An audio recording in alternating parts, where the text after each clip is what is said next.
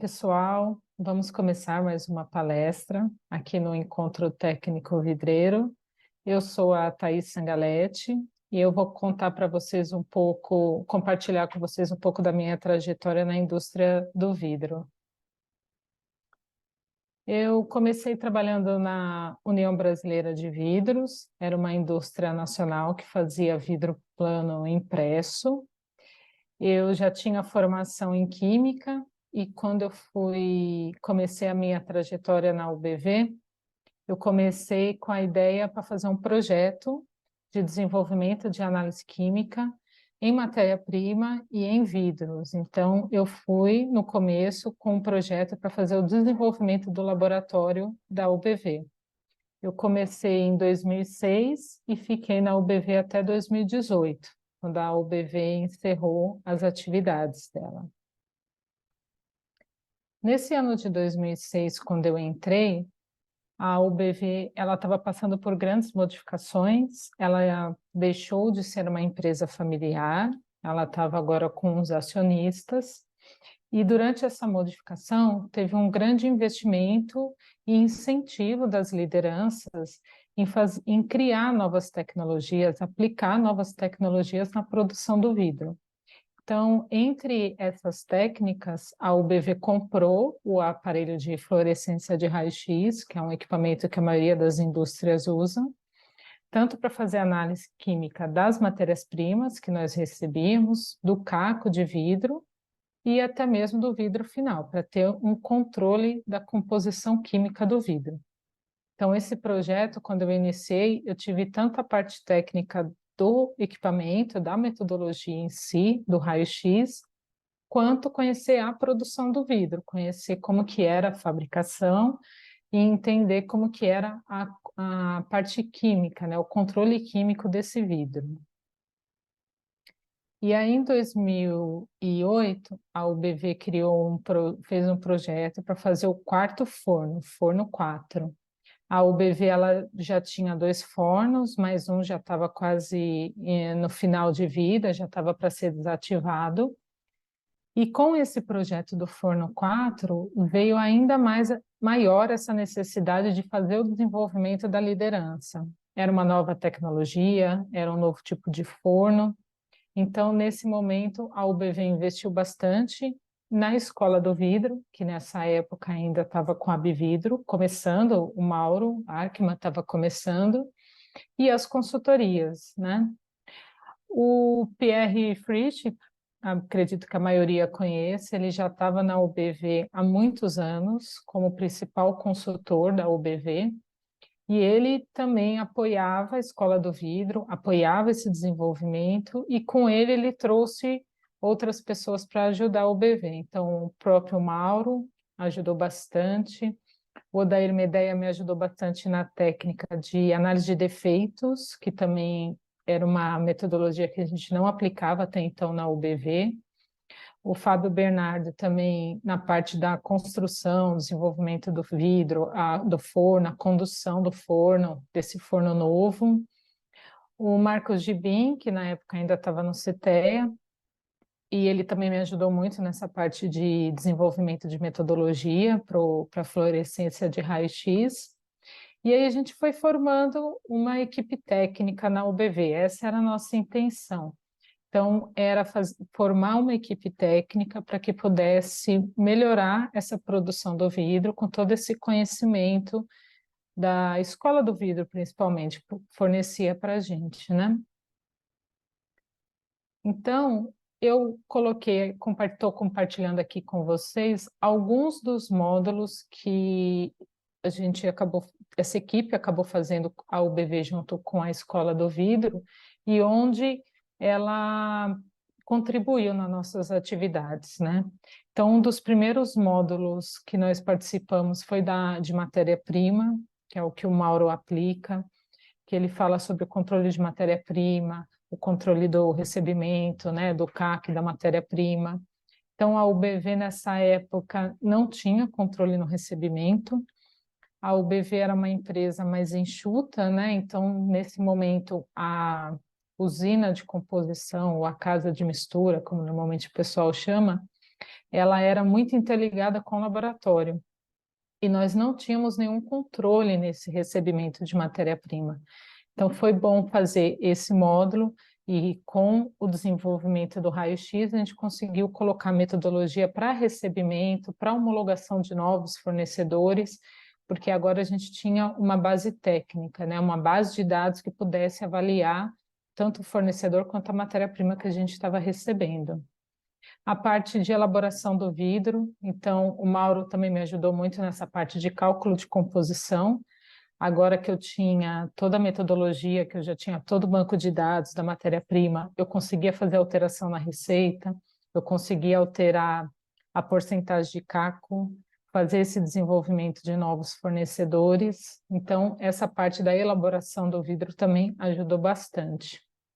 A parte de análise de defeitos, então a UBV ela tinha sérios problemas de defeitos no vidro, então todo dia a gente fazia uma coleta desses defeitos, levava para o laboratório, analisava no microscópio, fazia avaliação, se era da matéria-prima, se era do refratário, se era um problema de mistura, né, da composição. E nesse momento foi que o Odair veio, como consultor técnico, também me ajudava bastante nessa interpretação dos defeitos e conseguia fazer essa análise de causa a partir da análise que era feita dos defeitos. E todos os módulos de fornos também foram feitos com o pessoal, parte de combustão, de fornos, foi feito com essa equipe também, que ajudou bastante nessa parte de estabilidade do forno, a parte de refratário, a parte de controle de regenerador. Quem conheceu o Pierre lembra bastante o quanto que ele batia nessa tecla de inspecionar o fornecedor de refratário, inspecionar o refratário, né, antes de aplicar, conhecer profundamente como era a fabricação desse refratário. Então, o Pierre, nesse ponto, também ajudou bastante. Esse forno 4 ele teve alguns problemas desde o projeto, nessa parte de refratário, e o que acabou nos ajudando foi essa análise do Pierre, foi essa formação técnica da equipe, que a gente conseguiu avaliar e ver quais eram os problemas e identificar os problemas que tinha no refratário do forno, né? E aí, em 2018, o forno 4 já estava com 10 anos e ele precisava passar por uma boa reforma. Porque foi que eu comentei com vocês no slide anterior, nós tínhamos identificado alguns graves problemas em refratário do forno. Então, ao longo de 10 anos, esse forno precisava de um grande investimento para reformar toda a parte da estenderia, toda a parte do feeder, estava bem comprometido. O problema é que em 2014, o Brasil já estava com uma crise no mercado imobiliário. E a empresa, desde 2014, estava fazendo parceria com grandes escritórios de arquitetura, a UBV estava investindo em feiras, investindo em vidro, para box de vidro, para mesa, para fachada de prédio, mesmo sendo vidro fantasia, né? Mesmo com a sua gravação, justamente porque o mercado não estava bom. Só que até 2018 o mercado não apresentou nenhuma boa resposta, nenhuma perspectiva de melhoria, né? E com a necessidade de um grande investimento no forno, aí os acionistas decidiram encerrar as atividades da UBV. Então a UBV ela fechou no começo de 2018, estava com um estoque muito grande de vidro. A UBV ainda ficou por 6 meses vendendo o vidro após o fechamento da fábrica para acabar com o estoque.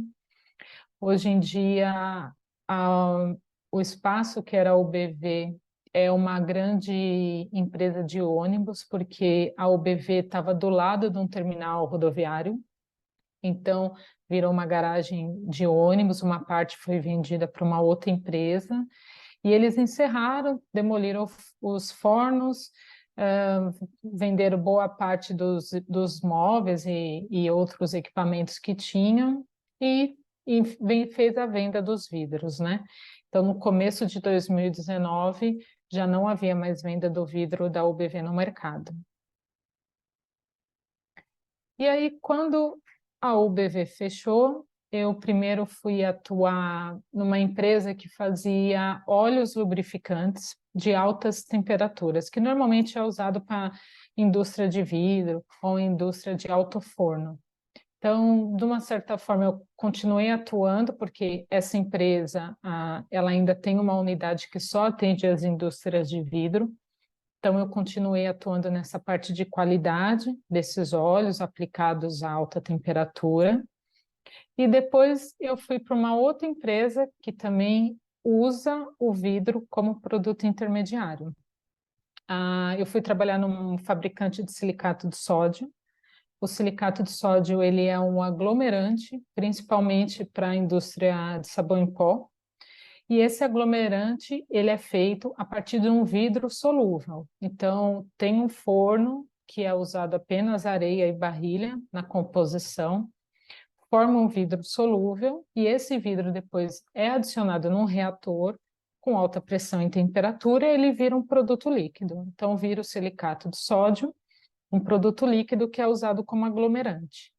Então, de novo, eu estava ali numa indústria que tinha fabricação de vidro, mesmo que seja um produto intermediário. Então, tinha o controle dos fornos, tinha o controle do regenerador, controle de matéria-prima, da areia, do fornecedor de areia e barrilha. E por essa empresa eu ainda fiquei 3 anos trabalhando nessa parte de produção e qualidade também. Quando foi aí em 2023, já no segundo semestre, e aí eu voltei realmente para a indústria de vidro, para a Owens, Illinois, na planta São Paulo, porque a Owens ela atua na parte de fabricação, principalmente de garrafas, né? E tem 4 unidades no Brasil. Então, são duas em Pernambuco, em Recife e Vitória de Santo Antão, uma no Rio de Janeiro e uma aqui em São Paulo. Aqui em São Paulo são 3 fornos com 14 linhas de produção. E agora eu também atuo nessa parte de qualidade, também linkada com a parte produtiva e nesse controle do produto final, né, do vidro final. E aí, quando eu recebi essa proposta do encontro técnico sobre a parte das mulheres na indústria, o que que eu parei e pensei? Que realmente, ao longo do tempo, eu vejo que houve esse aumento da, da participação das mulheres na indústria, principalmente na indústria de vidro. A UBV, talvez por ser uma empresa menor, por ser uma empresa nacional, 100% nacional, quando eu entrei no auge, em 2006, a UBV tinha 500 funcionários, mas não tinha nenhuma mulher na área produtiva, na parte de produção mesmo. Então, nós tínhamos em torno de umas 5 mulheres, algumas na parte de PCP, na parte de auxiliar administrativo, e na área técnica mesmo, haviam 2 pessoas, 2 mulheres, eu e a analista de qualidade, que era do laboratório. Quando nós formamos essa equipe de liderança, com essa formação técnica em vidro, eu era a única mulher que estava fazendo parte dessa equipe, como parte de laboratório e controle de qualidade. E hoje, o que que eu vejo? Quando eu ingressei na ONS, é uma realidade diferente, eu estou falando de uma empresa americana, com 4 unidades, mas essa planta de São Paulo tem 1.000 funcionários, em torno de 1.000 funcionários. E eu vejo mulheres em posição de liderança, principalmente. Então, eu vejo gerente de qualidade, gerente de produção, gerente de forno. Então, tem mulheres na parte produtiva, em torno de 18% de mulheres na produção hoje, sendo que muitas delas estão em cargo de liderança. Então, eu vejo esse aumento ao longo dos anos. E mesmo em outras indústrias, como as que eu trabalhei, que eu mencionei, a de lubrificantes e a de silicato de sódio, eu consigo ver esse aumento né, de mulheres tanto na indústria quanto nesse cargo de liderança. Então, acho que é uma boa perspectiva. Eu acredito que esse número vai crescer, ainda talvez em passos mais lentos, mas o importante, o que eu vejo é que já houve esse crescimento, tem essa tendência, e eu espero que cada vez mais a mulher possa atuar na área produtiva, atuar em qualquer área que ela acha que realmente ela é capaz de poder trabalhar. Principalmente na indústria de vidro, eu vejo uma boa relação entre a avaliar e poder aplicar as mulheres, né? Aumentar essa perspectiva de mulheres na indústria. Bom, pessoal, o que eu queria compartilhar com vocês sobre a minha perspectiva das mulheres na indústria era isso. Caso vocês tenham alguma pergunta ou queiram fazer alguma pergunta, eu estou à disposição para depois a gente entrar em contato.